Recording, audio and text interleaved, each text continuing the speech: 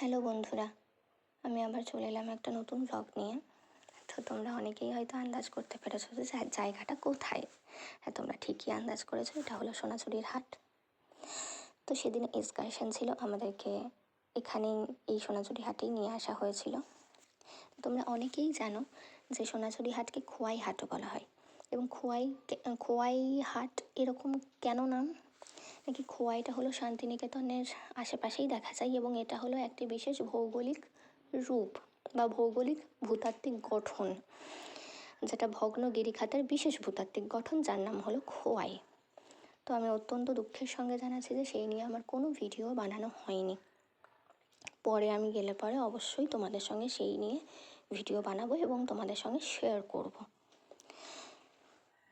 তো আস্তে আস্তে আমরা হাটের ভিতরে ঢুকে পড়লাম। এখানে এত এত পর্যটকেরা এসেছেন, এত দূর দূরান্ত থেকে এসেছেন।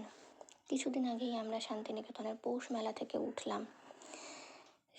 এই এত পর্যটকের অনেকেই বলছেন যে তারা গুরুদেবের মিউজিয়াম ঘুরেছেন, মানে আমাদের বিশ্বভারতী মিউজিয়াম ঘুরেছেন, বিশ্বভারতী ক্যাম্পাস চত্বর পুরোটা তারা ঘুরে দেখেছেন। আবার অনেকে বলছেন যে তারা কঙ্কালীতলা, বক্রেশ্বর সব কিছু ঘুরে তারপর শান্তিনিকেতনে এসেছেন ঘুরতে। তো আমার দেখে সত্যি খুবই ভালো লাগছে, এত সুন্দর জায়গাকে তারা প্রকৃতির মাঝে তারা আপন করে নিয়েছেন, এত সুন্দরভাবে তারা ঘুরতে এসেছেন। এবার আমরা হাটের মধ্যে তখন ঢুকছিলাম, এবং এত এত জিনিসের সম্ভার।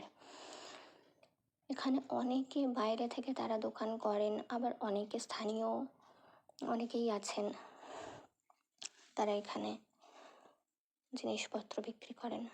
আর খোয়াইয়ে গেছি, কিছু ফটোশ্যুট করবো না তাই বললে হয়, তো কিছু ফটোশ্যুট করে নিলাম সুন্দর সুন্দর। তোমরা জানিও কেমন লাগছে, ফটোগুলো কেমন লেগেছে তোমাদের। তারপরে আমরা চলে গেছিলাম এই যে দ্য নাইটে। এটা খুব সুন্দর একটা রিসর্ট। এখানে মানে খুবই সুন্দর জায়গাটা, এখানে সুইমিং পুলও আছে, থাকারও জায়গা আছে, এবং বিশেষত আমরা এখানে খাওয়া দাওয়া করতেই গেছিলাম। তো তোমরা চাইলে এখানে আসতেই পারো। তো এই যে রিসর্টের ভিতরে ঢুকে পড়ে এবং বসে পড়েছি চেয়ারের মধ্যে, খাবার চলে এসেছে, খেয়ে নিয়েছি।